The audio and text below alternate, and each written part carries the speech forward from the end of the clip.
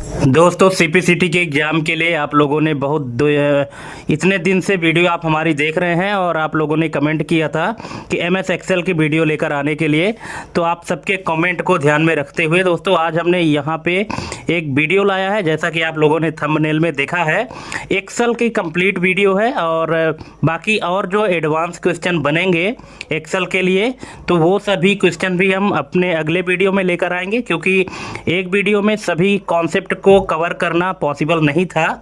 इसीलिए हमने यहाँ पे 100 क्वेश्चन टोटल एक्सेल से रिलेटेड ही लाया है। ठीक है, तो आप यहाँ पे कंप्लीट क्वेश्चन देखिएगा और जहाँ कहीं भी दिक्कत होगी तो आप कमेंट करके पूछ लीजिएगा। ठीक है, तो चलिए देरी ना करते हुए शुरू करते हैं दोस्तों। जैसा कि आप स्क्रीन में पहला क्वेश्चन देख रहे हैं कि यदि सेल A1 में 10 है और B1 में फार्मूला लिखा हुआ है इक्वल टू A1 इंटू 2, ठीक है, और फिर B1 को नीचे ड्रैग किया गया तो यह किस प्रकार का रेफरेंस है। ठीक है दोस्तों, वीडियो यहाँ पे जो हम आपको दे रहे हैं और इस वीडियो में जितने भी क्वेश्चन हैं वो सभी मोस्ट इम्पोर्टेंट क्वेश्चन है। ठीक है, आप वीडियो थोड़ा सा पॉज करेंगे क्योंकि ये जो क्वेश्चन है लॉजिकल क्वेश्चन है और कॉन्सेप्चुअल क्वेश्चन है। आप वीडियो पॉज करके क्वेश्चन को अच्छे से समझेंगे तो इसका कॉन्सेप्ट आपको समझ में आ जाएगा, है ना। तो यहाँ पे आप चाहें तो वीडियो पॉज करके क्वेश्चन को अच्छे से समझ लीजिए तो आपको समझ में आ जाएगा। इसके बाद भी अगर समझ में नहीं आता है तो आप कमेंट करके पूछ सकते हैं। और अगर आप चैनल में पहली बार आए हैं तो प्लीज़ चैनल को सब्सक्राइब कर लीजिएगा, क्योंकि हम और भी वीडियो इसी तरह के लाने वाले हैं। तो यहाँ पे ये जो क्वेश्चन दिया गया है तो इसका करेक्ट आंसर क्या होना चाहिए, है ना। कोई एक सेल है A1, उसमें एक वैल्यू है 10 और B1 में ये फार्मूला लिखा गया है कि इक्वल टू A1 इंटू 2, और इस फार्मूले को जब हम नीचे ड्रैग करते हैं तो जो रेफरेंस बनेगा तो किस प्रकार का रेफरेंस बनेगा। 4 ऑप्शन दिए गए हैं, एब्सोल्यूट, मिक्स्ड, रिलेटिव या 3D रेफरेंस। क्या बनेगा? तो दोस्तों इसका करेक्ट आंसर हो जाएगा ऑप्शन नंबर सी, रिलेटिव, है ना। रिलेटिव क्यों बनेगा? क्योंकि हमने आपको पहले भी बताया था कि जो रिलेटिव रेफरेंस होता है उसमें डॉलर का सिंबल नहीं लगा होता है। और जैसा कि आप फार्मूला में देख रहे हैं कि A1 जो लिखा है इसमें डॉलर का सिंबल नहीं लगा हुआ है। तो जब हम इसको ड्रैग करेंगे तो ये A1 से जो ये फार्मूला लगा हुआ है तो ये A1 से चेंज होकर के A2 हो जाएगा। ठीक है, ये फिक्स नहीं है, इसलिए यहाँ पे इसका जो करेक्ट आंसर है वो हो जाएगा रिलेटिव। ठीक है, ऑप्शन नंबर सी इसका करेक्ट आंसर हो जाएगा। नेक्स्ट क्वेश्चन है, formula equal to $A$1 plus B1 में डॉलर चिन्ह किसका संकेत देता है। ये जो डॉलर का सिंबल है तो किसका संकेत देता है? तो इसका करेक्ट आंसर हो जाएगा option number B, absolute reference का। ठीक है, एब्सोल्यूट रेफरेंस का सिंबल है ये जो डॉलर का सिंबल है, जिसका काम क्या होता है, रो या कॉलम को लॉक करने के लिए। ऑप्शन नंबर बी इसका करेक्ट आंसर हो जाएगा। नेक्स्ट है, यहाँ पे एक फार्मूला दिया गया है इक्वल टू $1 प्लस $B2 में कौन सा भाग मिक्स्ड रेफरेंस है। ठीक है, अब इस फार्मूले में आपको पहचानना है कि इसमें से कौन सा मिक्स्ड रेफरेंस है। दोस्तों अगर आपको मिक्स्ड रेफरेंस की डेफिनेशन पता होगी तो फिर आप इसका आंसर बड़े आसानी से निकाल पाएंगे। और आप लास्ट में हमको कमेंट करके ज़रूर बताइएगा कि हमारे इस वीडियो में जो जितने भी क्वेश्चन थे इनका लेवल कैसा रहा और आपके टोटल कितने नंबर सही हुए, कितने गलत हुए। ठीक है, तो यहाँ पे इसका जो करेक्ट आंसर हो जाएगा ऑप्शन नंबर सी, दोनों जो भी लिखा गया है $1 और $B2 ये दोनों मिक्स्ड रेफरेंस के एग्जाम्पल हैं। ठीक है, कैसे? हमने आपको बताया था कि अगर सेल एड्रेस में $1 का सिंबल लगा हुआ है, डॉलर का सिंबल सिर्फ एक बार लगा है तो वो मिक्स्ड रेफरेंस कहलाता है। अब वो चाहे रो के पहले लगा हो या कॉलम के पहले लगा हो। ठीक है, इस चीज़ को आपको ध्यान में रखना है। नेक्स्ट क्वेश्चन है, यदि फार्मूला, अब यहाँ पे फार्मूला दिया गया है equal to some A1 colon A5, एक रेंज दिया गया है A1 से A5 है और रो इंसर्ट A1 के ऊपर किया जाए तो रेंज क्या होगी। ठीक है, इस तरह का प्रैक्टिकल क्या आपने किया है कि अगर कोई फार्मूला दिया गया है इक्वल टू सम A1 से A5 की रेंज है और A1 जो सेल है उसके ऊपर एक रो इंसर्ट की जाती है, तो जो रेंज है A1 से A5 इसमें क्या बदलाव होगा। तो यहाँ पे 4 ऑप्शन दिए गए हैं, आप चारों को पढ़ लीजिए और फिर इसका करेक्ट आंसर बताइएगा कि आपके हिसाब से क्या होना चाहिए। ठीक है, मैं आपको यहाँ पे बता देता हूँ, इसका करेक्ट आंसर हो जाएगा ऑप्शन नंबर A2:A6। कैसे होगा, क्योंकि जब हम एक रो ऊपर इंसर्ट करेंगे और जो सम के अंदर रेंज दिया गया है वो रिलेटिव में है, और जब एक रो हम इंसर्ट करेंगे A1 के ऊपर तो A1 कहाँ चला जाएगा, A2 में चला जाएगा, और A5 कहाँ चला जाएगा, A6 में चला जाएगा। इस प्रकार सम के अंदर जो रेफरेंस दिया गया है, जो रेंज दिया गया है वो A2 से A6 हो जाएगा। आई थिंक आपको समझ में आ गया होगा, अगर नहीं आया है तो कमेंट करिएगा, हम आपको एक्सप्लेन करेंगे और अच्छे से। नेक्स्ट है, अब यहाँ पे एक फार्मूला है, फार्मूला इक्वल टू A1 फिर लॉजिकल एंड है और 2 में। ठीक है, यहाँ पे ये लॉजिकल एंड का इसका मतलब क्या है, डिवीजन है, परसेंटेज है, पावर है, मल्टीप्लाई है। तो इसका करेक्ट आंसर हो जाएगा ऑप्शन नंबर सी, पावर। ठीक है, अगर हमको पावर निकालना है, घात जिसको कहते हैं, तो हम इस तरह का सिंबल लगाते हैं और इस सिंबल को लॉजिकल एंड पढ़ा जाता है। नेक्स्ट है, यदि फार्मूला में सर्कुलर रेफरेंस हो तो क्या होगा। यदि फार्मूला में सर्कुलर रेफरेंस हो तो क्या होगा। अब आपको पता होगा कि सर्कुलर रेफरेंस क्या होगा, मतलब सर्कुलर रेफरेंस किसे कहते हैं, ये तो आपको पता ही होगा। अगर नहीं पता है तो बताइएगा, हम आपको ज़रूर बताएंगे, क्योंकि हम अपने पिछले वीडियो में भी इसको बताया था सर्कुलर रेफरेंस को। तो यहाँ पे इसका करेक्ट आंसर हो जाएगा option number D, calculation error.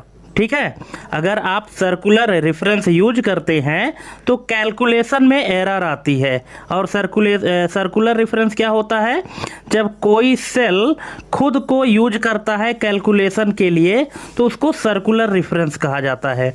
Next है, अब यहाँ पे फिर से एक फंक्शन है equal to some A1:A3, B1:B3 किस प्रकार का फंक्शन आर्गुमेंट उपयोग करता है। ठीक है, आप यहाँ पे फंक्शन यूज करें। दोस्तों, हमने आपको पहले ही बताया था कि ये जितने भी क्वेश्चन हैं टोटल प्रैक्टिकल बेस्ड क्वेश्चन हैं, और ये ऐसे क्वेश्चन हैं कि जो CPCT में पूछे जाते हैं। ठीक है, उसमें ये टेस्ट किया जाता है कि आपकी जो नॉलेज है एक्सेल को लेकर के, तो आपकी नॉलेज कितने डीप लेवल तक की है। ठीक है, तो आप वीडियो पॉज करके और इसको अच्छे से समझिए, फिर आप बताइएगा कि इसका करेक्ट आंसर क्या होगा। मैं बता देता हूँ, इसका करेक्ट आंसर यहाँ पे हो जाएगा option number C, multiple range. Multiple range इसका करेक्ट आंसर हो जाएगा, क्योंकि यहाँ पे 2 ठो रेंज दिया गया है, एक A1 से A3 है और दूसरा B1 से B3 है। नेक्स्ट है इक्वल टू A1 M% फिर double quote space double quote फिर M% B1 किसका उदाहरण है। कॉन्केटिनेशन का है, एडिशन का है, लॉजिकल टेस्ट का है, या रेफरेंस लॉक का है। तो ये दोस्तों उदाहरण है कॉन्केटिनेशन, ऑप्शन नंबर ए इसका करेक्ट आंसर हो जाएगा। कॉन्केटिनेशन का मतलब होता है संयोजन, यानी कंबाइन करना, जोड़ना। कैसे, A1 में जो भी वैल्यू होगी और B1 में जो वैल्यू होगी, इन दोनों को जब अलग अलग है और जब इस तरह से हम किसी तीसरे सेल में लिखेंगे तो A1 और B1 की जो वैल्यू है वो अगल बगल आ जाएगी। ठीक है, जुड़ेगी नहीं। जैसे अगर A1 में 5 है और B1 में 6 है, और अगर हम C1 में इस तरह का फार्मूला लिखते हैं तो इसका जो आउटपुट आएगा वो 5 आएगा। ठीक है, चलिए नेक्स्ट है, फिर से यहाँ पे एक फार्मूला दिया गया है इक्वल टू सम, और ये एक रेंज है A1 से A5 फिर डिवाइडेड बाई काउंट A1:A5। अब किसका परिणाम देगा, ये जो फार्मूला है तो ये किसका परिणाम देगा। इसका करेक्ट आंसर हो जाएगा ऑप्शन नंबर सी, एवरेज का देगा। ठीक है, एवरेज देगा इसमें से, क्योंकि एवरेज कैसे निकालते हैं, जो औसत निकालते हैं तो यही निकालते हैं कि जितनी संख्या है उसको जोड़ देते हैं और जितनी संख्या टोटल में उनको भाग दे देते हैं। इसमें भी यही किया गया है। ठीक है, पहले A1 से A5 जोड़ा गया है, इसके बाद फिर A1 से A5 में जितने नंबर हैं उनकी काउंटिंग की गई है, गिनती की गई है, क्योंकि काउंट फंक्शन क्या करता है, नंबर की काउंटिंग करता है और जितने नंबर होंगे उनसे भाग दे दिया गया है। तो इस तरह से एवरेज निकाला जाता है। तो इसका करेक्ट आंसर हो जाएगा एवरेज। नेक्स्ट है, यहाँ पे एक फार्मूला है equal to A1 upon A2 into 100 किस ऑर्डर ऑफ ऑपरेशन का पालन करेगा। ठीक है, अगर इस तरह से हम फंक्शन लिखते हैं कि A1 अपॉन A2 इंटू 100, तो ये किस ऑर्डर ऑफ ऑपरेशन का पालन करेगा, किस क्रम में ये ऑपरेशन परफॉर्म होगा, लेफ़्ट टू राइट होगा, रैंडम होगा, टेक्स्ट रूल होगा या बॉड मास होगा।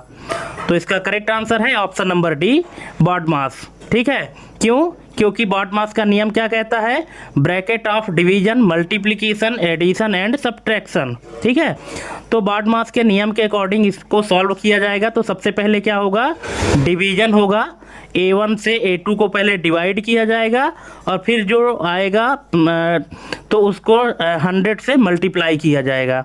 ठीक है, तो यही बॉड मास के नियम के अकॉर्डिंग इसका ऑपरेशन परफॉर्म होगा। नेक्स्ट है, यदि A1 में 5 और B1 में 5 है। ठीक है, अब ये 5 B1 में जो 5 है वो डबल कोट में लिखा गया है, मतलब टेक्स्ट फॉर्मेट है।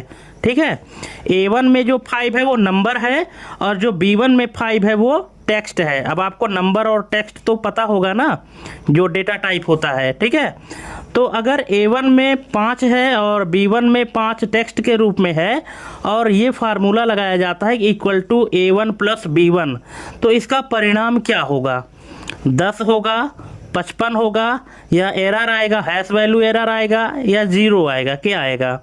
तो क्या आपने इस तरह का प्रैक्टिकल किया है? और इसी तरह के लॉजिकल क्वेश्चन तो पूछे जाते हैं CPCT में। तो दोस्तों इसका करेक्ट आंसर हो जाएगा ऑप्शन नंबर ए, 10। ठीक है, 5 और 5 को 10 करके जोड़ दिया जाएगा। अब आप सोचते होंगे कि नंबर को टेक्स्ट से कैसे जोड़ा जाएगा, लेकिन ऐसा नहीं है। एक्सेल में क्या होता है कि अगर जो मैथमेटिकल ऑपरेशन है जैसे प्लस, माइनस, इनटू, डिवीजन, और अगर यहाँ पे डेटा टाइप टेक्स्ट में दिया जाता है तो इसको ये ऑटोमेटिक कन्वर्ट कर लेता है नंबर में, लेकिन अगर प्लस, माइनस, इनटू, डिवीजन का सिंबल लगा है तभी करेगा।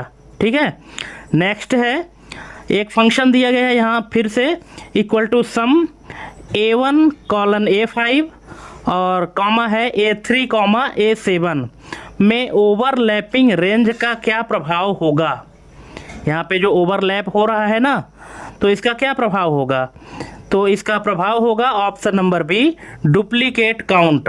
ऑप्शन नंबर बी इसका करेक्ट आंसर हो जाएगा। कैसे डुप्लीकेट काउंट करेगा, क्योंकि देखिए अभी पहला रेंज है A1 से A5।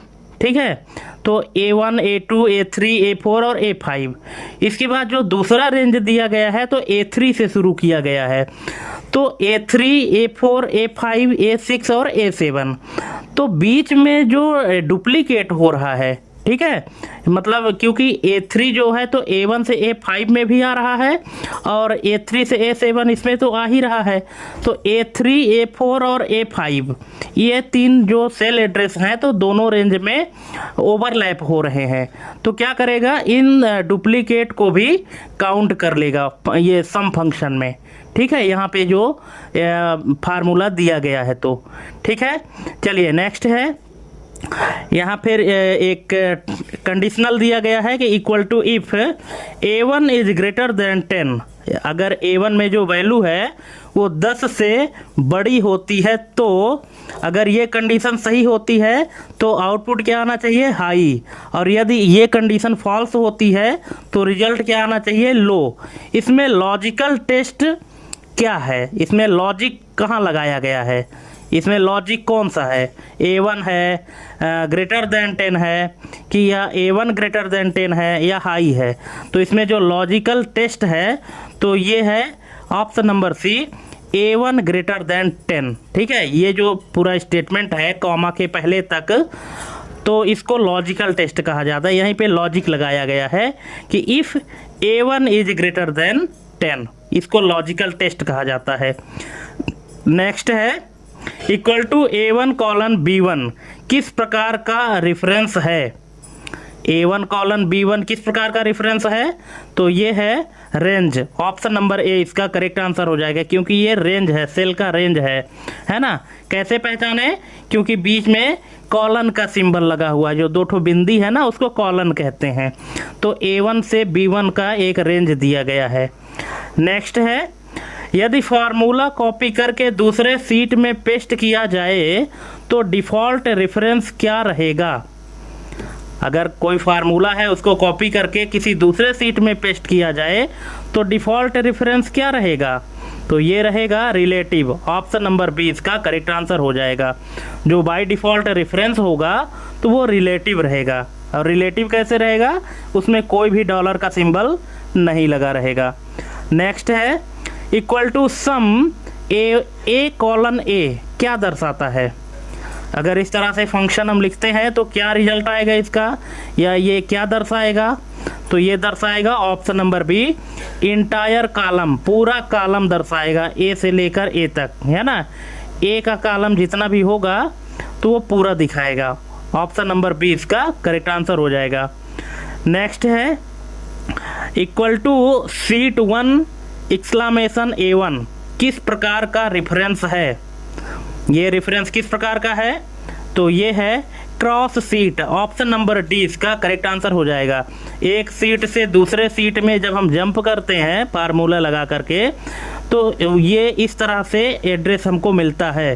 Seat 1 colon, sorry colon नहीं है, एक्सक्लेमेशन का सिंबल है और फिर A1, ठीक है। ये सीट 1 का है। अगर आप सीट 2 में जाएंगे तो जहाँ पे 1 लिखा है तो वहाँ पे सीट 2 हो जाएगा। अगर 3 में जाएंगे तो सीट 3 हो जाएगा, ठीक है। चलिए नेक्स्ट है, इक्वल टू A1 परसेंटेज का अर्थ क्या है? यहाँ पे A1 सेल एड्रेस है और परसेंटेज का सिंबल लगा हुआ है। तो इसका मतलब क्या है? इसका मतलब क्या है? मल्टीप्लाई 100 है, पावर 100 है, डिवाइड 100 है या एडिशन 100 है? तो इसका करेक्ट आंसर हो जाएगा ऑप्शन नंबर सी, डिवाइड 100, ठीक है। अगर आप इस तरह से एक्सेल में यूज करते हैं तो परसेंटेज का सिंबल जहाँ पे लग जाता है, ठीक है, तो वो उसका मतलब होता है कि 100 से भाग देना है, ठीक है। जैसे मान लीजिए कि आप किसी सेल में 5 लिखे हैं, ठीक है, और उसको अगर आपने परसेंटेज में कन्वर्ट कर दिया है तो उसका जो रिजल्ट आता है वो आता है 0.5, ठीक है। क्यों? क्योंकि वो 5 को 100 से डिवाइड किया गया है, ठीक है। तो इस तरह से इसका रिजल्ट आता है। तो परसेंटेज सिंबल का अर्थ होता है डिवाइड 100। नेक्स्ट है, equal to dash dash A1 किसका उदाहरण है? यहाँ पे ये फार्मूला दिया गया है कि equal to dash dash A1 किसका उदाहरण है? तो ये है double unary. Option number A इसका करेक्ट आंसर हो जाएगा। डबल यूनरी का ये एग्जाम्पल है। देखिए डबल यूनरी करता क्या है कि इसमें 2 माइनस का चिन्ह लगा हुआ है, बराबर के बाद जो 2 ठो डैश लगा है ना, तो ये 2 बार माइनस का सिंबल लगा हुआ है। तो पहला माइनस क्या करता है कि दिए गए वैल्यू का जो साइन है वो बदलता है, और इसके बाद जो दूसरा माइनस है तो वो फिर से क्या कर देता है, उस सिंबल को कन्वर्ट कर देता है। एग्जाम्पल के लिए कि जैसे आपने किसी सेल में, जैसे सेल A1 में वैल्यू लिखा है 2, ठीक है, और फिर किसी दूसरे सेल में इस तरह से फार्मूला लिखते हैं equal to dash dash A1, तो ये क्या करेगा, इसका रिजल्ट 2 ही आएगा। लेकिन कैसे? अगर आप एक बार माइनस लिखते हैं तो उस वैल्यू को, जो पॉजिटिव वैल्यू थी, उसको निगेटिव में कन्वर्ट कर देगा। अब जब 2 बार आप लगाएंगे तो पहले उसको माइनस में करेगा, इसके बाद फिर से उसको प्लस में कर देगा।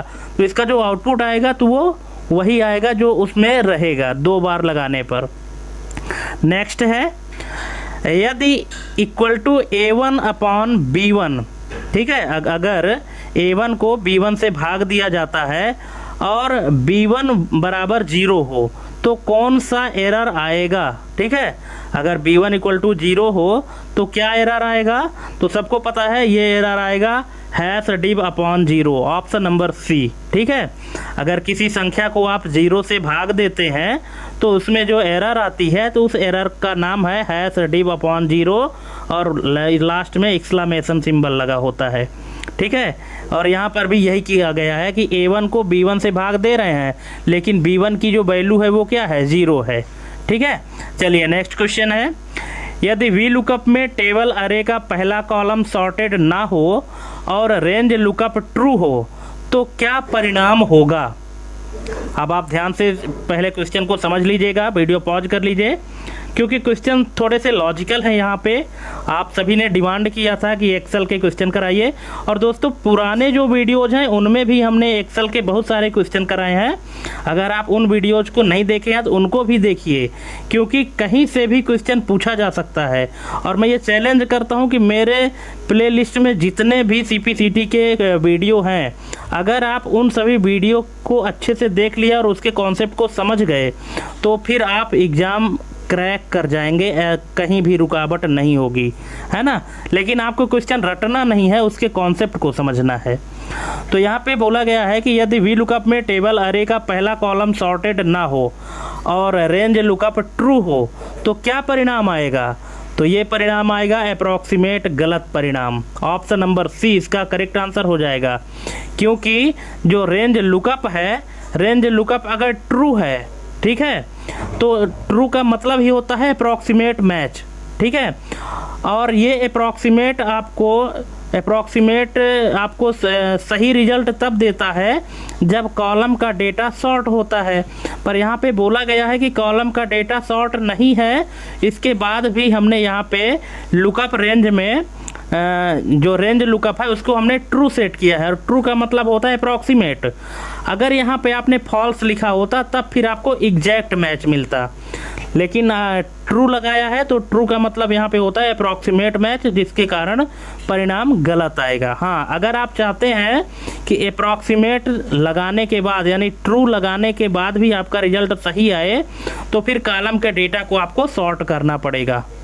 ठीक है, चलिए नेक्स्ट क्वेश्चन है, एक यहाँ फिर से फंक्शन दिया गया है, equal to V lookup A2 colon V2 A2 comma B2 colon D10 comma 3 comma false में 3 किसका प्रतिनिधित्व करता है। ये पूरा एलिमेंट दिया गया है, जो वी लुकअप में जितने भी एलिमेंट लगते हैं।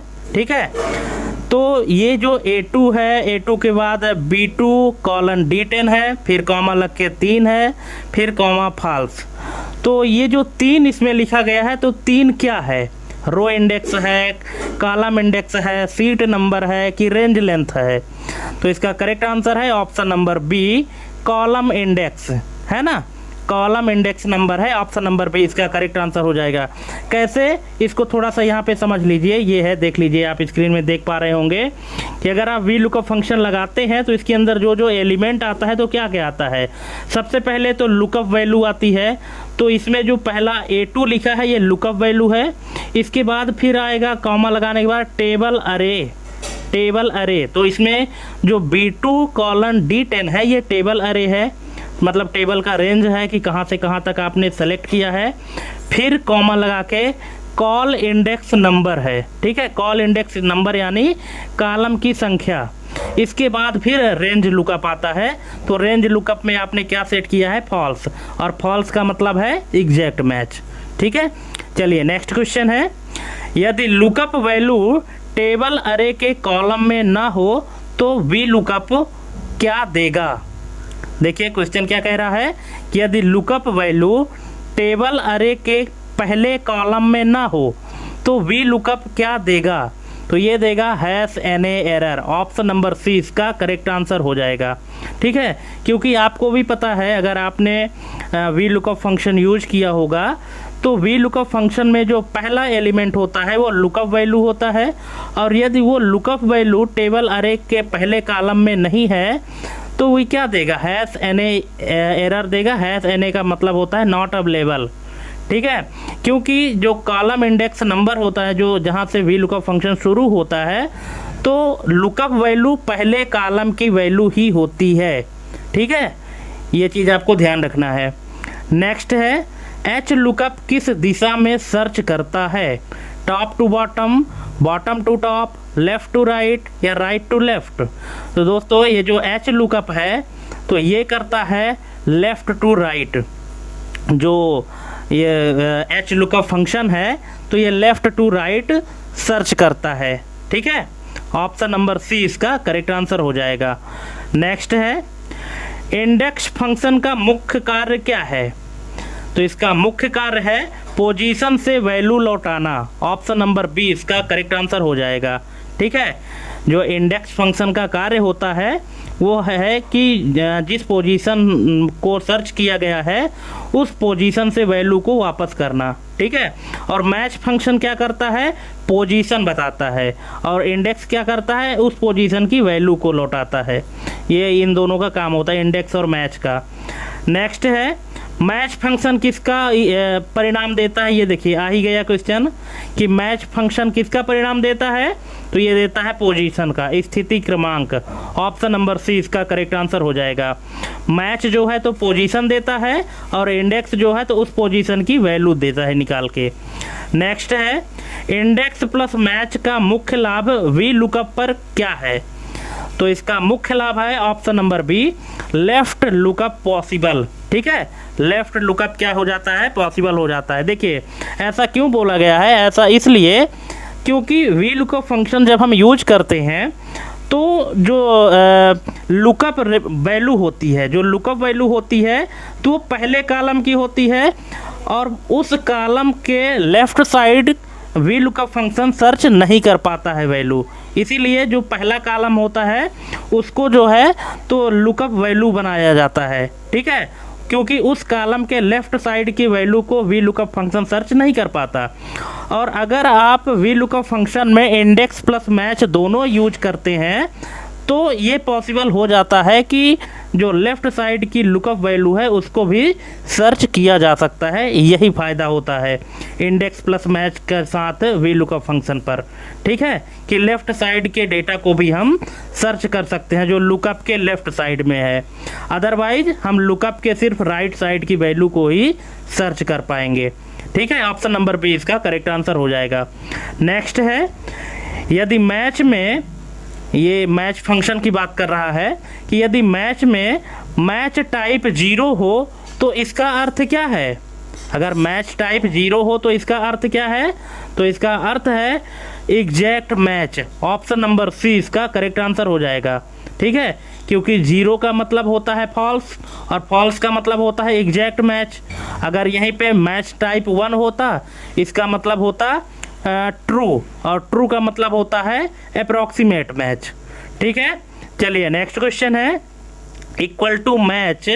अब यहाँ पे 50, A1 कॉलन A5, 1 में मैच टाइप 1 का अर्थ क्या है? तो इसका अर्थ है लार्जेस्ट, लेस देन और इक्वल। ऑप्शन नंबर सी इसका करेक्ट आंसर हो जाएगा।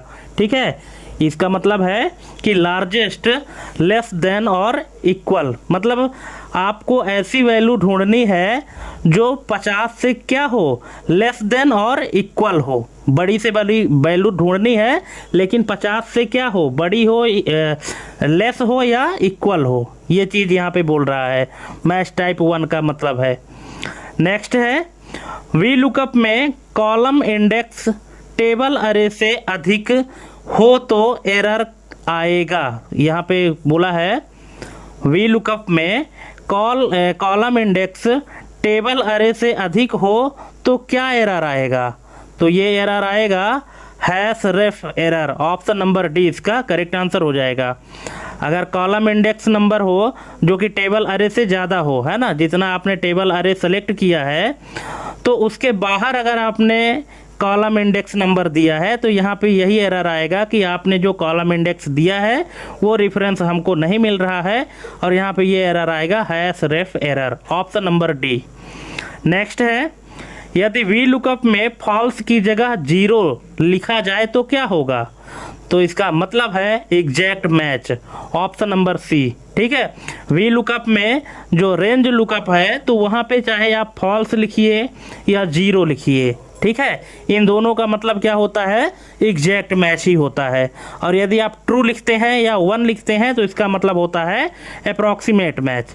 अप्रॉक्सीमेट मैच में आपको लगभग डेटा मिलता है और हो सकता है गलत परिणाम भी मिले, लेकिन एग्जैक्ट मैच में आपको एग्जैक्ट डेटा मिलता है। ठीक है, नेक्स्ट है इंडेक्स अरे कॉमा 0 कामा कॉलम नंबर फिर ब्रैकेट क्लोज में 0 रो नंबर देने पर क्या होगा, तो ये होगा entire column return. Option number 20 का करेक्ट आंसर हो जाएगा। ठीक है, ये इंडेक्स का फंक्शन है कि सबसे पहले आप अरे देंगे कि कहाँ से कहाँ तक का है, फिर 0 है, फिर कॉलम नंबर है। तो इसमें जो 0 रो नंबर है ना, तो 0 रो नंबर देने पर जितना भी कॉलम है वो पूरा इंटायर कॉलम जो है तो रिटर्न कर देगा। अब यहाँ पे आपको बताना पड़ेगा कि कौन सा कॉलम नंबर है। ठीक है, यहाँ टोटल अभी सिंटेक्स लिखा गया है। नेक्स्ट है मैच फंक्शन में मैच टाइप -1 का क्या अर्थ है, तो यहाँ पे मैच टाइप -1 का अर्थ है डिसेंडिंग ऑर्डर में smallest greater. Option number A इसका करेक्ट आंसर हो जाएगा। ठीक है, अगर वैल्यू आपकी डिसेंडिंग ऑर्डर में है तो डिसेंडिंग ऑर्डर में जो सबसे छोटी और बड़ी, ठीक है, स्मॉलेस्ट ग्रेटर वैल्यू जो है तो फाइंड करना है। यहाँ पे मैच टाइप -1 का मतलब है। ठीक है, नेक्स्ट है वी लुकअप अप्रॉक्सीमेट मोड में डेटा सॉर्टेड ना हो तो परिणाम क्या होगा, तो ये होगा अनप्रेडिक्टेबल। ठीक है, ऑप्शन नंबर सी अनप्रेडिक्टेबल मतलब अनिश्चित वैल्यू आएगी, मतलब कोई भी परिणाम आ सकता है। क्योंकि अगर आप वी लुकअप फंक्शन में रेंज लुकअप को अप्रॉक्सीमेट सेट करते हैं तो ये ज़रूरी है कि आपका डेटा सॉर्ट होना चाहिए, अदरवाइज रिजल्ट में कुछ भी वैल्यू आ सकती है, अनिश्चित वैल्यू आ सकती है, गलत रिजल्ट आ सकता है। ठीक है, ऑप्शन नंबर सी इसका करेक्ट आंसर हो जाएगा। नेक्स्ट है इंडेक्स A1 कॉलन C5 2 3 क्या लौटाएगा, B3 लौटाएगा, C2 लौटाएगा, A2 लौटाएगा या C5 लौटाएगा, तो ये क्या लौटाएगा, ये लौटाएगा ऑप्शन नंबर बी C2। ठीक है, क्या लौटाएगा, C2 लौटाएगा। ठीक है, कैसे लौटाएगा, यहाँ पे A1 से लेके C5 तक का बोला गया है। ठीक है, तो पहला हो गया आपका A1, दूसरा हो गया B1 A1 B1 C, यहाँ से A1 से लेके A5 तक के लिए बोला गया है ना, तो यहाँ पे जो C2 लौटाएगा वो लौटाएगा, क्योंकि जो तीसरा है, तीसरे में क्या आ रहा है, C आ रहा है, इसलिए यहाँ पे C2 को लौटाएगा। ठीक है, मतलब यहाँ पे जो रो नंबर है, पहला ये जो 2 लिखा है ये रो नंबर को रिप्रेजेंट करता है, और 3 जो है तो कॉलम नंबर को रिप्रेजेंट कर रहा है। ठीक है, तो A1 से C5 के रेंज के बीच में रो नंबर 2 और कॉलम नंबर 3, ठीक है, रो नंबर 2 और कॉलम नंबर 3 में जो भी सेल एड्रेस होगा वही लौटाना है। तो यहाँ पे क्या आएगा, यहाँ पे आएगा C2।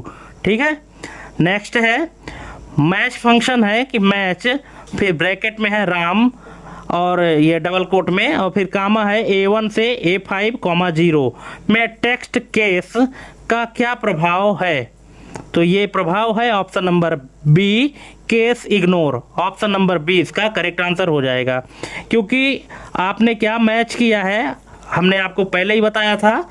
ठीक है, कि मैच फंक्शन क्या देता है, ये यहाँ पे आपको पोजीशन देता है, तो पोजीशन सर्च करके जब देगा तो यहाँ पे राम चाहे कैपिटल में लिखा हो या स्मॉल लेटर में लिखा हो, किसी भी लेटर में लिखा हो, किस केस में लिखा गया है इसको इग्नोर कर देता है। ठीक है, नेक्स्ट है V lookup left side column क्यों नहीं खोज सकता, जो वी लुकअप फंक्शन है तो लेफ्ट साइड कॉलम क्यों नहीं खोज सकता लुकअप वैल्यू से, तो इसका रीजन है option number C first column dependency, क्योंकि जो इसकी डिपेंडेंसी है जहां से सर्च करता है वो क्या है, फर्स्ट कॉलम है। अगर आप टेबल अरे या टेबल रेंज जब सेलेक्ट करते हैं तो लुकअप वैल्यू आपको ये ज़रूरी है कि पहले कॉलम को ही बनाना पड़ेगा, इसलिए इसकी जो पूरी की पूरी डिपेंडेंसी होती है ये फर्स्ट कॉलम पर होती है, इसलिए उस कॉलम के लेफ़्ट साइड से डेटा नहीं सर्च कर सकता। नेक्स्ट है ये एक फार्मूला है कि इंडेक्स के अंदर मैच। फिर कॉम्बो डायनेमिक लुकअप क्यों कहलाता है? तो इसका रीजन है option number B, flexible column selection. Option number B इसका करेक्ट आंसर हो जाएगा कि आप कॉलम अपने हिसाब से सेलेक्ट कर सकते हैं फ्लेक्सिबल तरीके से। नेक्स्ट है वी लुकअप में वाइल्ड कार्ड स्टार का उपयोग कब होता है? तो इसका उपयोग होता है ऑप्शन नंबर ए, पार्शियल टेक्स्ट मैच के लिए। ठीक है, अगर टेक्स्ट का कोई भाग आपको मैच करना है, ठीक है, यानी ढूंढना है, इसके लिए आप स्टार वाइल्ड कार्ड सिंबल का यूज कर सकते हैं। ठीक है, यहाँ पे एक चीज़ आपको और ध्यान रखना है कि जो वाइल्ड कार्ड स्टार होता है तो ये हमेशा टेक्स्ट पर ही अप्लाई होता है, नंबर पर कभी अप्लाई नहीं होता। इस चीज़ को आपको ध्यान रखना है। और इसको आप किस तरह से यूज करेंगे, जैसे मान लीजिए कि 2-3 नाम हैं, आप चाहते हैं कि एम से शुरू होने वाले नाम कौन कौन से हैं, तो आप एम के बाद स्टार लगा दीजिए, तो एम से जो जो अक्षर शुरू होंगे तो उन सभी की लिस्ट ये दे देगा। ठीक है, तो ये क्या होता है कि किसी टेक्स्ट के किसी एक पार्ट को अगर आपने दे दिया है तो उसके हिसाब से देगा। लेकिन अगर आप मतलब सिंगल कैरेक्टर सर्च करना चाहते हैं तो वहाँ पे ये जो वाइल्ड कार्ड स्टार लगा है तो स्टार के स्थान पे क्वेश्चन मार्क आ जाएगा। क्वेश्चन मार्क अगर आप लगा देते हैं तो सिर्फ एक कैरेक्टर को ही वो जो है तो मैच करता है। लेकिन अगर आपको एक कैरेक्टर से ज़्यादा मैच करना है तब आपको स्टार यूज करना होगा, ये चीज़ आपको ध्यान रखना है। नेक्स्ट है यदि मैच को मल्टीपल मैचेस मिलें तो वह क्या लौटाता है? तो ये लौटाता है first position, option number C. अगर मैच फंक्शन को मल्टीपल मैचेस मिले तो वो फिर क्या लौटाता है? फर्स्ट पोजीशन लौटा देता है। ऑप्शन नंबर सी इसका करेक्ट आंसर हो जाएगा। नेक्स्ट है पाइवोट टेबल बनाने के लिए सोर्स डेटा में कौन सी शर्त अनिवार्य है? सोर्स डेटा में कौन सी शर्त अनिवार्य है? तो ये अनिवार्य है यूनिक हेडर होना, ऑप्शन नंबर बी। मतलब जितने भी कॉलम हैं उन सब का जो हेडर है वो यूनिक होना चाहिए, डुप्लीकेट नहीं होना चाहिए। ये प्रमुख शर्त है, प्रमुख कंडीशन है पाइवोट टेबल बनाने के लिए। नेक्स्ट है यदि पाइवोट टेबल रिफ्रेश ना किया जाए और सोर्स डेटा बदला जाए तो क्या होगा? तो ये होगा ओल्ड डेटा ही दिखेगा। ऑप्शन नंबर सी इसका करेक्ट आंसर हो जाएगा। नेक्स्ट है पाइवोट टेबल में वैल्यूज एरिया में टेक्स्ट फील्ड डालने पर डिफ़ॉल्ट कैलकुलेशन क्या होती है? ये बोल रहा है कि पाइवोट टेबल में वैल्यूज एरिया में टेक्स्ट फील्ड डालने पर डिफ़ॉल्ट कैलकुलेशन क्या होती है? तो ये होती है काउंट। ऑप्शन नंबर डी इसका करेक्ट आंसर हो जाएगा। ठीक है, अगर उस एरिया में वैल्यू चाहिए होगा और अगर आप वैल्यू के स्थान पर टेक्स्ट डाल देते हैं, ठीक है, तो वहाँ पर फिर क्या होगा? सिर्फ काउंटिंग होगी। ठीक है, कैलकुलेशन नहीं होगा। डिफ़ॉल्ट जो कैलकुलेशन होगा वो काउंटिंग की हो जाएगी, हो गया। ठीक है, और अदरवाइज अगर आप कोई नंबर डालते हैं तो वो उसको या तो सम करके देगा या मिनिमम मैक्सिमम आप जो निकालना चाहेंगे वो निकाल करके दे देगा। नेक्स्ट है पाइवोट टेबल में ग्रैंड टोटल हटाने के लिए कौन सा विकल्प उपयोग होता है? इंसर्ट है, एनालाइज है, डिजाइन है या फॉर्मेट है? तो इसका करेक्ट आंसर है डिजाइन। ऑप्शन नंबर सी इसका करेक्ट आंसर हो जाएगा। नेक्स्ट है यदि सोर्स डेटा में ब्लैंक रो हो तो पाइवोट टेबल पर क्या प्रभाव पड़ सकता है? तो अगर सोर्स डेटा में कहीं पे ब्लैंक रो हो तो पाइवोट टेबल पर क्या प्रभाव पड़ सकता है? तो ये है डेटा ट्रंकेट यानी डेटा रुकना। Option number B. कैसे? जहां तक डेटा मिलेगा वहां तक उसको वो पाइवोट टेबल में दिखाएगा, अदरवाइज जहां से उसको ब्लैंक रो मिलेगा वहां से डेटा रुक जाएगा। ऑप्शन नंबर बी इसका करेक्ट आंसर हो जाएगा। नेक्स्ट है पाइवोट टेबल में रिपोर्ट फिल्टर का मुख्य कार्य क्या है? तो इसका मुख्य कार्य है सिंगल वैल्यू फिल्टर करना। ऑप्शन नंबर बी इसका करेक्ट आंसर हो जाएगा। ठीक है, नेक्स्ट है ग्रुप विकल्प पाइवोट टेबल में कब उपयोग होता है? तो ये होता है डेट या नंबर रेंज को समूहित करने के लिए। ऑप्शन नंबर बी इसका करेक्ट आंसर हो जाएगा। नेक्स्ट है, डेटा वैलिडेशन का मुख्य उद्देश्य क्या है? Input restriction, AutoSum, format change, pivot create. तो इसका करेक्ट आंसर है input restriction. Option number A इसका करेक्ट आंसर हो जाएगा, क्योंकि डेटा वैलिडेशन का काम क्या होता है कि आपने जो इनपुट डालना है तो आप वही चीज़ इनपुट कर पाएँ जो यूजर चाहता है। ठीक है, हमने आपको एग्जाम्पल में बताया था अपने पिछले वीडियो में भी कि अगर मान लीजिए कि आपके टेबल में एक कॉलम है जिसमें मोबाइल नंबर डालना है। अब मोबाइल नंबर में हम यहाँ पे वैलिडेशन लगा सकते हैं, क्योंकि मोबाइल नंबर का वैलिडेशन क्या क्या हो सकता है? पहली बात तो नंबर होना चाहिए है ना, मोबाइल नंबर चूँकि नंबर होता है तो इसका डेटा टाइप क्या होना चाहिए? नंबर ही होना चाहिए। अगर नंबर के अलावा और कुछ आप टेक्स्ट लिखने की कोशिश करते हैं तो वो इनपुट ना हो, पहला वैलिडेशन रूल है। दूसरा वैलिडेशन रूल ये है कि आप सबको पता है कि मोबाइल नंबर कितने अंक का होता है? 10 अंक का होता है। तो हम ये भी सेट कर सकते हैं कि अगर 10 अंक से कम या 10 अंक से ज़्यादा इनपुट करते हैं तो डेटा को इनवैलिड बता दे, उसको इनपुट ना होने दे। ये वैलिडेशन रूल है। ठीक है, तो इस तरह के जो हम इनपुट के लिए रिस्ट्रिक्शन लगाते हैं, है ना, उसी को डेटा वैलिडेशन कहा जाता है। ऑप्शन नंबर ए इसका करेक्ट आंसर हो जाएगा। नेक्स्ट है, रिमूव डुप्लीकेट्स किस टैब में होता है? होम में होता है, इंसर्ट, डेटा या रिव्यू में? तो ये होता है दोस्तों डेटा में। ऑप्शन नंबर सी इसका करेक्ट आंसर हो जाएगा। डेटा टैब में रिमूव डुप्लीकेट्स ऑप्शन होता है। नेक्स्ट है, टेक्स्ट टू कॉलम्स का उपयोग कब किया जाता है? तो ये किया जाता है स्प्लिट डेटा के लिए। ऑप्शन नंबर बी इसका करेक्ट आंसर हो जाएगा, यानी डेटा विभाजन के लिए।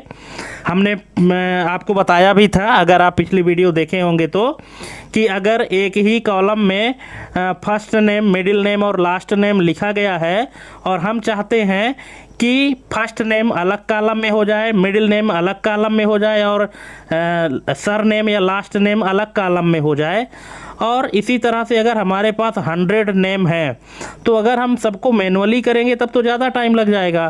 तो इस प्रॉब्लम को सॉल्व करने के लिए एक्सेल में एक ये फीचर दिया गया है स्प्लिट डेटा का। अगर आप स्प्लिट डेटा यूज करते हैं तो एक ही क्लिक में आप first name, middle name, last name अलग अलग कर सकते हैं। डेटा आपका डिवाइड हो जाएगा, विभाजन हो जाएगा। नेक्स्ट है, पाइवोट टेबल कैलकुलेटेड फील्ड किस लिए उपयोग होता है? पाइवोट टेबल कैलकुलेटेड फील्ड किस लिए उपयोग होता है? तो ये होता है न्यू फार्मूला फील्ड जोड़ने के लिए। ऑप्शन नंबर बी इसका करेक्ट आंसर हो जाएगा। ठीक है, अगर आप कोई न्यू फार्मूला फील्ड ऐड करना चाहते हैं उसके लिए होता है कैलकुलेटेड फील्ड। नेक्स्ट है, कंडीशनल फॉर्मेटिंग का मुख्य उद्देश्य क्या है? तो इसका मुख्य उद्देश्य है हाईलाइट बेस्ड ऑन रूल। ठीक है, रूल के अकॉर्डिंग वो डेटा हाईलाइट होना चाहिए। ऑप्शन नंबर डी इसका करेक्ट आंसर हो जाएगा। नेक्स्ट है, यदि डेटा वैलिडेशन लिस्ट का सोर्स रेंज बदला जाए तो क्या आवश्यक है? तो ये आवश्यक है री इंटर रूल। ऑप्शन नंबर ए है ना, रूल को आपको री इंटर करना पड़ेगा, यानी दोबारा से इंटर करना पड़ेगा। नेक्स्ट है, पाइवोट टेबल ड्रिल डाउन यानी विस्तृत देखना किस क्रिया से होता है? तो ये होता है डबल क्लिक से। ऑप्शन नंबर बी इसका करेक्ट आंसर हो जाएगा।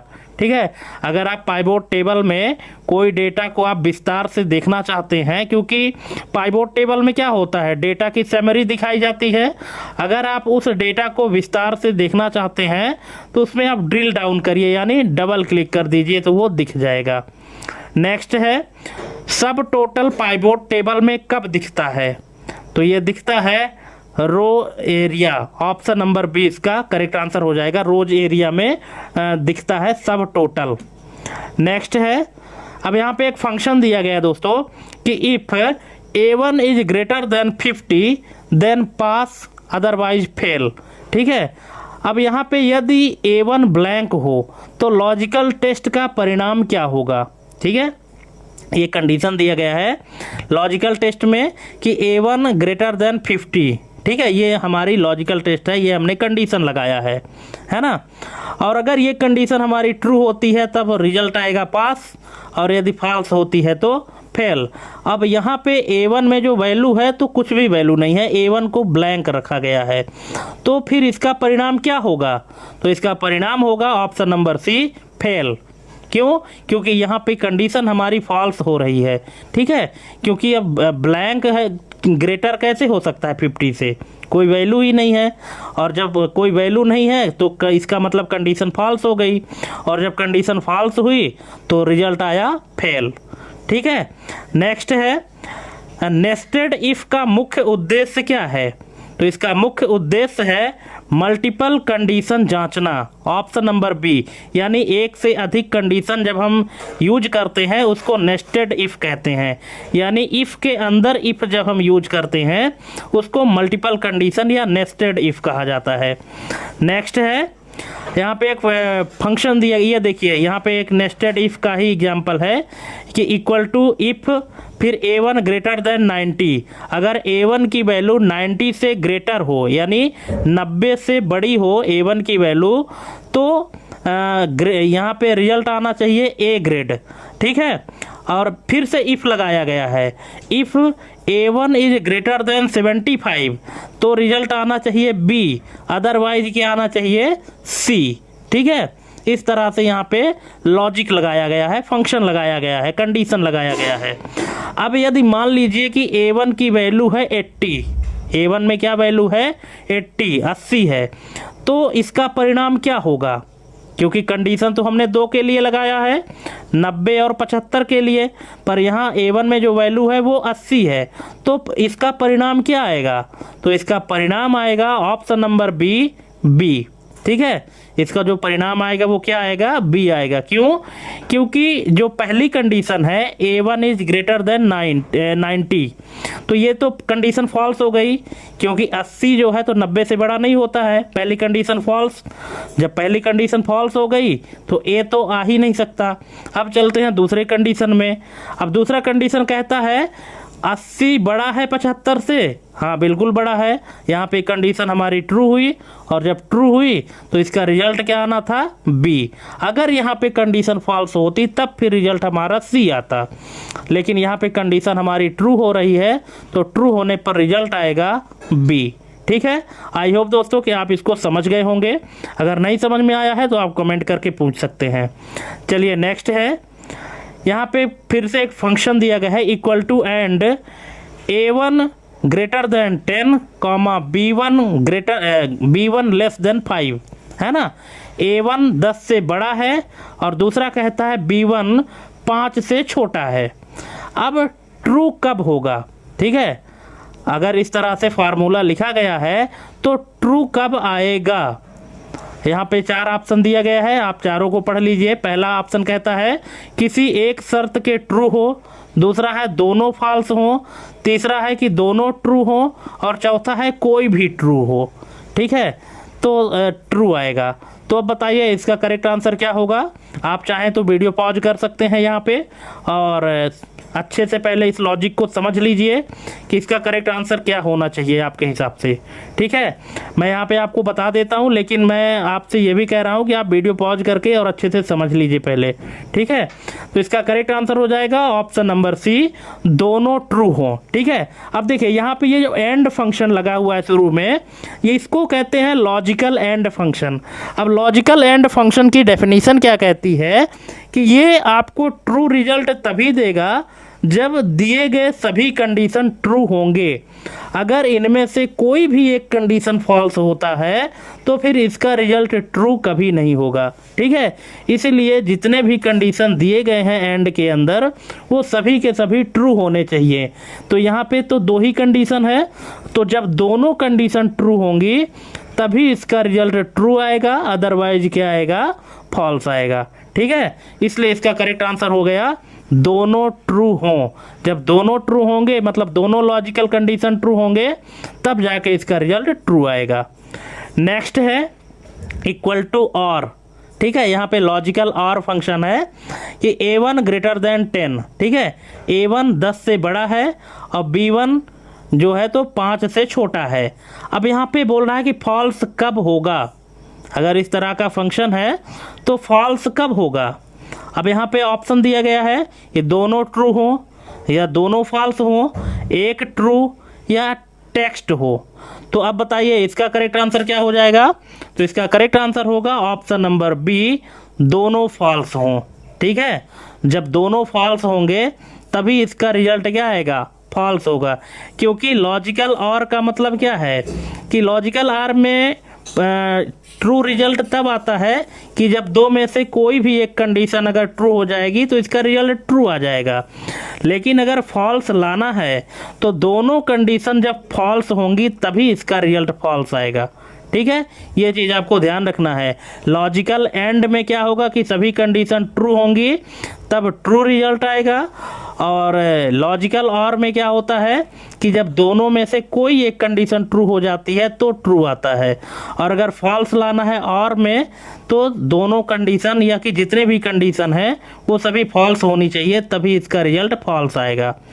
ठीक है, चलिए नेक्स्ट क्वेश्चन है इक्वल टू नॉट। यहाँ पे लॉजिकल नॉट है कि A1 ग्रेटर देन 5। ठीक है, A1 ग्रेटर देन 5 यानी A1 में जो वैल्यू होगी वो 5 से बड़ी होगी। ठीक है, अब इसका ट्रू कब देगा। अब यहाँ पे आप देख लीजिए, क्वेश्चन बहुत ही लॉजिकल है दोस्तों। अगर आप लोग इन सब के कॉन्सेप्ट को समझ गए तो एक्सेल में आपको कभी भी कहीं भी दिक्कत नहीं होगी। ठीक है, तो यहाँ पे कहता है कि नॉट A1 ग्रेटर देन 5। ठीक है, नॉट A1 ग्रेटर देन 5। अब इसको ट्रू कब देगा। तो यहाँ पे ऑप्शन है कि A1 greater than 5, A1 equal to 5, A1 less than और इक्वल टू 5 या A1 ब्लैंक। तो इसका करेक्ट आंसर क्या होगा। अगर आप चाहें तो क्वेश्चन नंबर 61 का जो आंसर है वो कमेंट कर सकते हैं। ठीक है, और अगर आप चाहें तो वीडियो पॉज भी कर सकते हैं थोड़ा सा, और यहाँ पे आप इसके लॉजिक को समझ लीजिए। तो इसका करेक्ट आंसर हो जाएगा option number C, A1 less than और इक्वल टू 5। ठीक है, अगर A1 लेस देन है, ये मतलब A1 में जो वैल्यू है वो अगर छोटी है या बराबर है 5 के, तब इसका जो परिणाम है वो ट्रू आएगा। क्यों, क्योंकि देखिए ट्रू, ये जो लॉजिकल नॉट फंक्शन है ये क्या करता है कि अगर रिजल्ट आपका ट्रू है तो उसको फॉल्स में कन्वर्ट कर देता है, और यदि फॉल्स है तो ट्रू में कन्वर्ट कर देता है। ठीक है, इसलिए इसका यहाँ पे जो लॉजिक है कि A1 में जो वैल्यू होगी अगर वो 5 से छोटी या बराबर होगी तब जाके इसका जो रिजल्ट है वो ट्रू आएगा। ठीक है, चलिए नेक्स्ट क्वेश्चन है equal to if and A1 greater than 50 comma B1 greater than 50। फिर यहाँ पे एंड को बंद किया गया है, फिर लिखा गया है एस, फिर लिखा गया है नो। अब इसमें एस कब मिलेगा, एस कब मिलेगा, किसी एक ग्रेटर देन 50 में, या दोनों ग्रेटर देन 50 में, या दोनों लेस देन 50 में, या एक ब्लैंक में। तो इसका रिजल्ट क्या होगा। अगर आप कॉन्सेप्ट समझ गए होंगे तो आप इसको अच्छे से समझ गए होंगे और इसका करेक्ट आंसर भी आप बता देंगे, और यदि आप नहीं समझे होंगे तो फिर थोड़ी सी मुश्किल हो सकती है। ठीक है, तो इसका करेक्ट आंसर हो जाएगा ऑप्शन नंबर बी, दोनों ग्रेटर देन 50 हों। ठीक है, जब दोनों ग्रेटर देन 50 होंगे। क्यों, क्योंकि हमने पहले ही बताया है कि एंड फंक्शन क्या करता है कि उसके अंदर जितने भी लॉजिक दिए गए हैं जब दोनों लॉजिक ट्रू होंगे तभी वो ट्रू रिजल्ट देगा, है ना। और यहाँ पे ट्रू रिजल्ट का मतलब है एस और फॉल्स रिजल्ट का मतलब है नो, है ना। तो जब दोनों यहाँ पे ग्रेटर देन 50 होंगे, ये दोनों जब ट्रू होंगे तभी आपको एस रिजल्ट मिलेगा, अदरवाइज नहीं मिलेगा। नेक्स्ट है, अब यहाँ पे इफ़ और का है, वही चीज़ है कि A1 ग्रेटर देन 100 और B1 ग्रेटर देन 100। अब यहाँ पे हाई और लो है। अब हाई कब आएगा, तो जाहिर सी बात है जब दो, इसमें क्या होगा कि जब एक भी ग्रेटर देन 100 हो, क्योंकि लॉजिकल और है ना, और लॉजिकल और में क्या होता है कि अगर कोई भी एक कंडीशन सही हो जाती है तो इसका रिजल्ट जो है तो ट्रू आएगा। ठीक है, और ट्रू का मतलब यहाँ पे क्या है, हाई यहाँ पे सेट किया गया है। कंडीशन ट्रू होने पर हाई आए और कंडीशन फॉल्स होने पर लो आए। ठीक है, तो यहाँ पे हाई मतलब ट्रू कब आएगा, जब दोनों में से कोई भी एक कंडीशन ट्रू हो जाएगी तब। ठीक है, चलिए नेक्स्ट क्वेश्चन है, इफ़ A1 इक्वल टू 10, और फिर इफ़ है क्योंकि यहाँ पे नेस्टेड इफ़ लगाया गया है कि if A1 equal to 10 comma if B1 equal to 5 comma X comma Y bracket close, फिर डबल कोट में है Z। ठीक है, ये एक लॉजिकल फंक्शन है। अब इसमें A1 नॉट इक्वल टू 10 होने पर क्या मिलेगा। ठीक है, A1 नॉट इक्वल टू 10 होने पर क्या मिलेगा, क्योंकि शुरू में जो बताया गया है कि A1 बराबर किसके है, 10 के, लेकिन लास्ट में क्या बोला गया है कि A1 10 के बराबर नहीं है। ठीक है, और अगर पहली कंडीशन हमारी फॉल्स होती है तो फिर आगे क्या होगा, तो इसका रिजल्ट आएगा ऑप्शन नंबर सी Z। कैसे आएगा Z, यहाँ पे आप समझ लीजिए, क्योंकि जब पहली कंडीशन हमारी यहाँ पे फॉल्स हो गई है ना, तो जब पहली कंडीशन फॉल्स हो गई तो जाहिर सी बात है कि अंदर वाली कंडीशन में जाएगा ही नहीं, क्योंकि जब पहली कंडीशन हमारी ट्रू होती तब तो उसको चेक करने के बाद अंदर वाली कंडीशन में जाता, पर जब पहली कंडीशन ही फॉल्स हो गई तो इसका मतलब है कि जो हमारा फॉल्स का रिजल्ट है Z है वही आएगा। ठीक है, क्योंकि जो दूसरा इफ़ लगा है तो ये तब आता जब A1 की कंडीशन हमारी ट्रू होती, जब पहला इफ़ हमारा ट्रू होता तब यहाँ पे दूसरा इफ़ हमारा रन होता, पर जब पहले इफ़ हमारा फॉल्स हो गया इसीलिए फॉल्स रिजल्ट इसका Z आ गया। नेक्स्ट है लॉजिकल ऑपरेटर, यहाँ पे एक लॉजिकल ऑपरेटर दिया गया है। अब इस ऑपरेटर का नाम क्या है, इसका क्या अर्थ है, क्या आप लोग इसका नाम जानते हैं? अगर जानते हैं तो बहुत अच्छी बात है, और नहीं जानते हैं तो मैं बता देता हूँ। इसको कहते हैं नॉट इक्वल, यानी बराबर नहीं। ऑप्शन नंबर सी इसका करेक्ट आंसर हो जाएगा। नेक्स्ट है, यहाँ फिर से एक फंक्शन है equal to A1 greater than 50 comma pass. ठीक है, अगर A1 की वैल्यू 50 से बड़ी या बराबर होती है तो रिजल्ट क्या आना चाहिए, पास आना चाहिए। अब इस फंक्शन में फॉल्स वैल्यू लाने के लिए या फॉल्स वैल्यू ना देने पर फॉल्स होने पर क्या दिखेगा, क्योंकि यहाँ पे कंडीशन अगर ट्रू होगी तभी रिजल्ट पास आएगा। ठीक है, पर मान लीजिए कि अगर कंडीशन हमारी फॉल्स होती है और फॉल्स के लिए हमने कुछ दिया ही नहीं है तो फिर फॉल्स में क्या दिखेगा, तो ये दिखेगा फॉल्स। ऑप्शन नंबर सी, ये बाय डिफ़ॉल्ट फॉल्स दिख जाएगा। अगर कंडीशन हमारी यहाँ पे गलत होती है तो अगर सही होती है तब तो रिजल्ट पास आएगा, और यदि कंडीशन फॉल्स होती है तो फिर इसका जो रिजल्ट है वो फॉल्स ही आएगा। एक्सेल इतना बाय डिफ़ॉल्ट कर देता है। नेक्स्ट है, यहाँ पे फिर से ये फार्मूला लिखा गया है। दोस्तों आप फार्मूला पढ़ लीजिए वीडियो पॉज करके, ठीक है, इसके बाद फिर बताइएगा कि इसका रिजल्ट क्या होना चाहिए, है ना।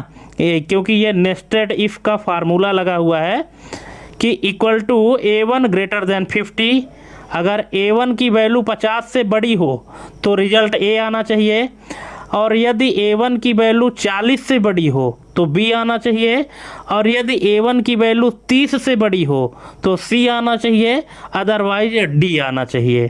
ठीक है, ये 3 से 4 कंडीशन यहाँ पे चेक करवाया गया है कि अगर इतना इतना आए तो ये वैल्यू आनी चाहिए, ये रिजल्ट आना चाहिए, और यदि इन सब से कंडीशन फॉल्स होती है तो फिर लास्ट में D आना चाहिए। ये एक्चुअली उसके लिए होता है जब हम ग्रेडिंग सिस्टम लगाते हैं मार्कशीट वगैरह बनाने में, है ना, उसके लिए होता है। अब यहाँ पे A1 में जो वैल्यू दी गई है वो 35 है। ठीक है, A1 की जो वैल्यू, क्योंकि अभी A1 में क्या वैल्यू आएगी कोई नहीं जानता। अब यहाँ पे बताया गया है कि A1 बराबर 35 है, मतलब A1 में 35 है, तो परिणाम क्या आएगा, क्योंकि हमने कंडीशन 50 में चेक किया है, 40 में चेक किया है और 30 में चेक किया है, पर 35 में हमने चेक नहीं किया है।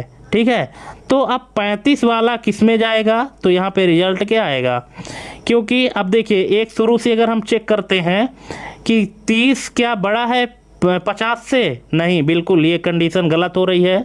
अब चलते हैं दूसरे इफ़ में कि 30 क्या 40 से बड़ा है, नहीं, ये भी गलत हो गया।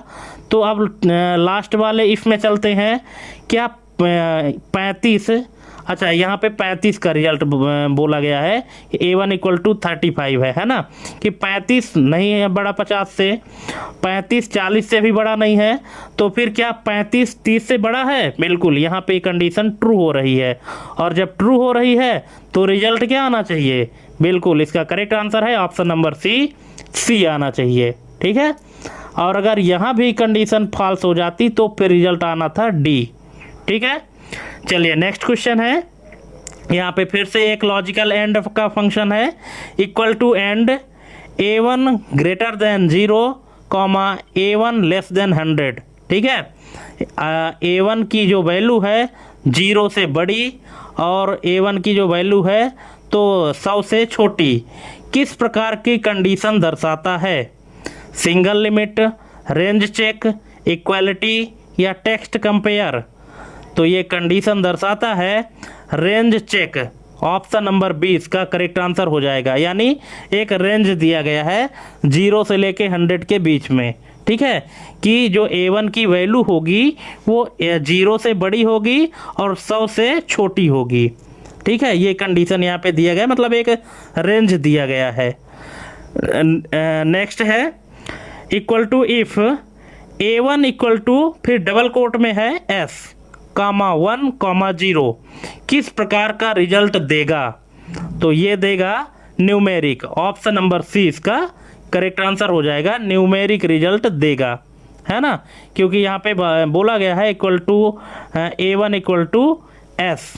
ठीक है, और S का मतलब है ट्रू। अगर यहाँ पे ये लॉजिकल टेस्ट इसका ट्रू होता है तो जाहिर सी बात है कि इसका रिजल्ट क्या आएगा, 1 आएगा, अदरवाइज 0 आता तो यहाँ पे जो इसका रिजल्ट आएगा तो वो न्यूमेरिक आएगा।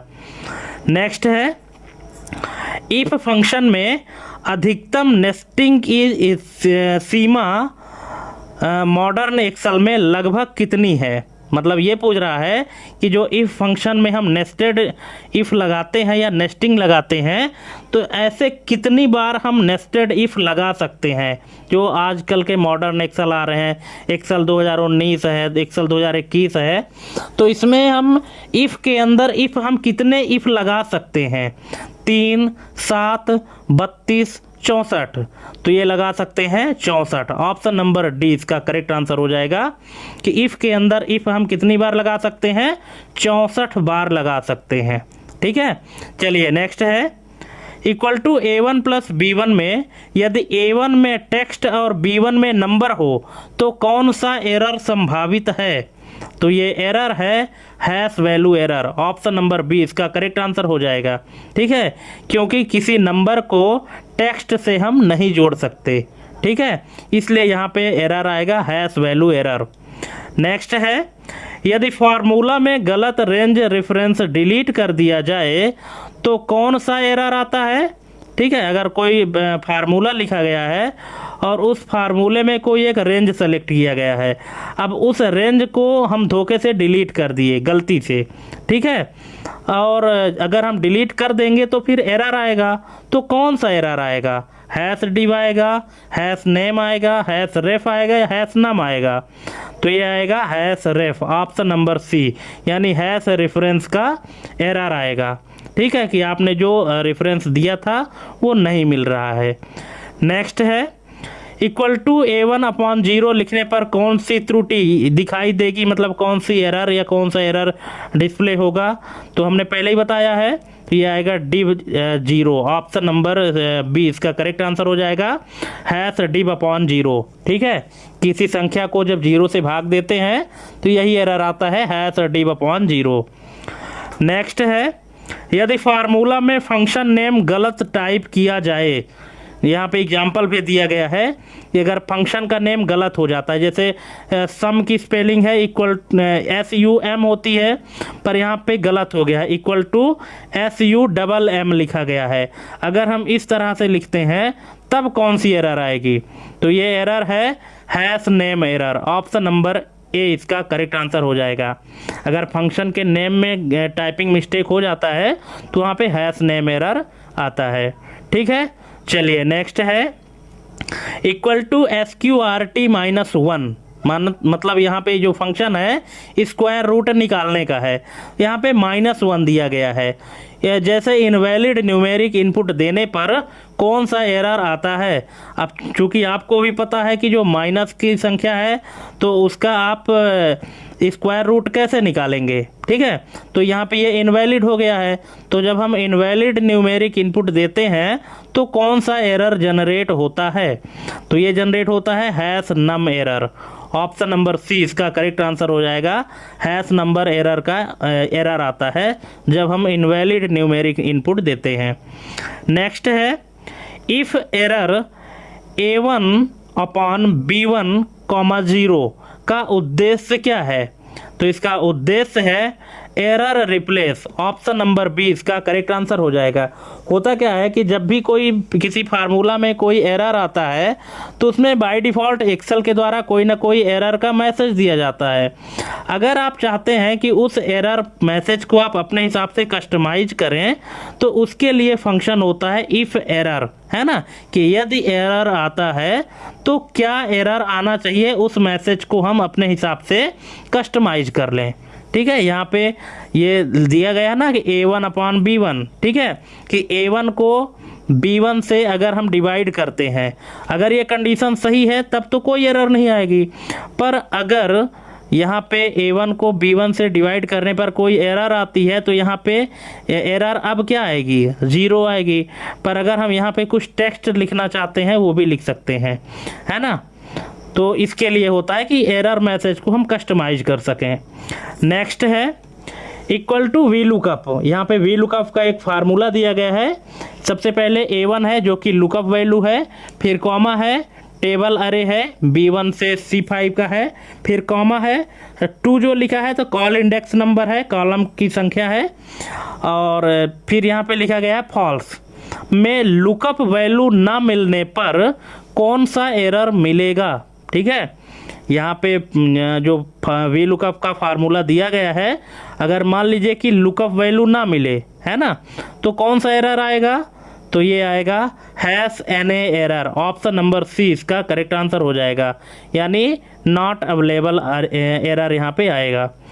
नेक्स्ट है फार्मूला ऑडिटिंग के लिए ट्रेस प्रेसिडेंट्स का उपयोग किस लिए होता है, तो ये होता है सोर्स सेल्स पहचानना। ऑप्शन नंबर सी इसका करेक्ट आंसर हो जाएगा। सोर्स सेल को पहचानने के लिए ट्रेस प्रेसिडेंट का यूज किया जाता है। नेक्स्ट है सर्कुलर रेफरेंस होने पर एक्सेल सामान्यतः क्या करता है, तो ये है वार्निंग मैसेज देता है, यानी चेतावनी संदेश। Option number B. ठीक है, अगर आप सर्कुलर रेफरेंस यूज करते हैं तो एक्सेल आपको रिजल्ट देने से पहले एक वार्निंग मैसेज देता है। नेक्स्ट है इवैल्यूएट फार्मूला विकल्प का उपयोग क्या है, तो इसका उपयोग है स्टेप बाय स्टेप कैलकुलेशन देखना। अगर आप चाहते हैं कि कोई भी फार्मूला किस तरह से कैलकुलेशन करता है, किस किस स्टेप के द्वारा कैलकुलेशन करता है, अगर आप ये चीज़ देखना चाहते हैं तो इसके लिए आपको इवैल्यूएट फार्मूला ऑप्शन यूज करना होगा। ऑप्शन नंबर बी इसका करेक्ट आंसर हो जाएगा। नेक्स्ट है एक्सेल में डेट इंटरनली किस रूप में स्टोर होती है। ठीक है, एक्सेल में जो डेट होता है तो इंटरनली किस रूप में स्टोर होता है, टेक्स्ट में होता है, सीरियल नंबर में होता है, बुलियन में होता है, या फ्रैक्शन वनली में होता है, तो ये होता है दोस्तों सीरियल नंबर में। ठीक है, ऑप्शन नंबर बी इसका करेक्ट आंसर हो जाएगा। ठीक है, ये कैसे सीरियल नंबर में होता है, अगर आप इसका प्रैक्टिकल करना चाहें तो जैसे किसी सेल में आप कोई डेट लिख दीजिए। ठीक है, जब आप डेट लिखकर इंटर बटन प्रेस करेंगे तो उस सेल का जो टाइप है तो ऑलरेडी डेट एंड टाइम में हो जाएगा। अब अगर आप उसको नंबर में कर देते हैं तो उस डेट के स्थान पे कोई ना कोई एक सीरियल नंबर लिखा जाएगा। ठीक है, तो यहाँ पे जो एक्सेल में डेट स्टोर होती है तो हर एक डेट के लिए एक सीरियल नंबर होता है और प्रत्येक डेट एक सीरियल नंबर के आधार पर स्टोर होता है। नेक्स्ट है इक्वल टू टुडे फंक्शन का मुख्य कार्य क्या है? तो इसका मुख्य कार्य है करेंट डेट देना, है ना, जो वर्तमान तिथि है उसको दिखाने के लिए टुडे फंक्शन का यूज करते हैं। ऑप्शन नंबर सी इसका करेक्ट आंसर हो जाएगा। नेक्स्ट है नाउ फंक्शन क्या लौटाता है? तो ये लौटाता है date plus time, option number C. ये जो टुडे है तो सिर्फ डेट लौटाता है और जो नाउ फंक्शन है तो डेट के साथ साथ टाइम भी लौटाता है। ऑप्शन नंबर सी इसका करेक्ट आंसर हो जाएगा। नेक्स्ट है यदि A1 में 1/1/2026 है और B1 में इक्वल टू A1 + 7 लिखा है तो परिणाम क्या होगा? ठीक है, एक सेल है A1, ठीक है, उस सेल में एक डेट लिखी गई है 1 जनवरी 2026, 1/1/2026 और ये दूसरा सेल है B, उस सेल में एक फार्मूला लिखा गया है इक्वल टू A1 + 7। तो इसका रिजल्ट क्या आएगा? तो इसका रिजल्ट आएगा ऑप्शन नंबर ए 8/1/2026। कैसे? क्योंकि 1 जनवरी पहले से है उसमें +7 और कर देगा, ठीक है, 7 जो है तो और जोड़ देगा तो क्या बढ़ेगा? ये डे बढ़ जाएगा तो 7 और 1 8, 8/1/2026 हो जाएगा। नेक्स्ट है dated if A1, B1, by का अर्थ क्या है? तो इसका अर्थ है years difference, option number C इसका करेक्ट आंसर हो जाएगा। ठीक है, मतलब कि जो दो ठो सेल दिया गया है A1 और B1, इनमें कोई वर्ष लिखा हो तो इसके बीच में अगर हमको डिफरेंस निकालना हो उसके लिए होता है dated if. Option number C इसका करेक्ट आंसर हो जाएगा।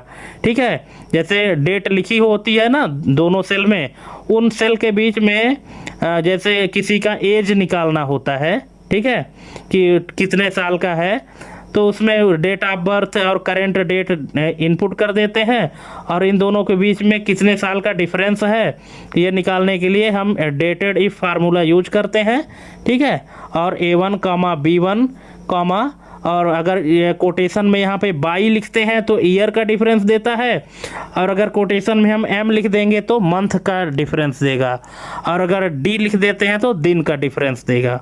ठीक है, चलिए नेक्स्ट है टेक्स्ट A1, फिर डबल कोट में है DDMM बाई। इसका मुख्य उद्देश्य क्या है? इसका मुख्य उद्देश्य है कि डेट फॉर्मेट को टेक्स्ट में बदलना, जो क्योंकि DDMM बाई क्या है, एक डेट का फॉर्मेट है, तो इसको आप टेक्स्ट में बदलने की कोशिश कर रहे हैं, मतलब टेक्स्ट में बदल रहे हैं। ऑप्शन नंबर सी।